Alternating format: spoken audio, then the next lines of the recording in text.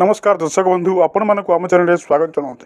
दर्शक बंधु काले नहीं अपेक्षा कर कृषक भाई मैंने कृषक भाई मैंने कमेंट माध्यम जनाते केबे आसीबो कालेजन टंका और कालेजन टंका आसीबो कि नहीं ताहा आपण मैंने कहतु से विषय में वीडियो आप समस्त तथ्य गुड़ कहीदेवी।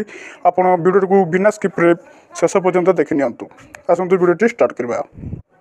कृषक भाई मैंने कालिया टंका मिल कि नहीं और केबे मिल यह विषय में जानापी हेले ए वीडियो को शेष पर्यंत देखंतु।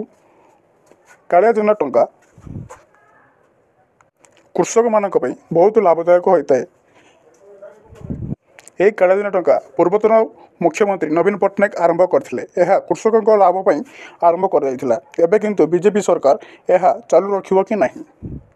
वर्तमान मुख्यमंत्री मोहन चरण मार्जी कहते अतिशीघ्र गोटे बैठक आरंभ हो। से बैठक में कालिया टंका आउ प्रदान करेंगे कि नहीं से विषय में गोटे बैठक में आलोचना करेंगे। से बैठक में कौन है से घोषणा करेंगे कालिया टंका मिले कि नहीं।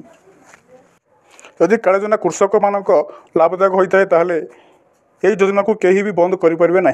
से किंतु ये योजनार ना परिवर्तन करेंगे किंतु कालिया तरफ 2000 टंका आसबार आसो यह अतिशीघ्र घोषणा होगा जाऊँगी।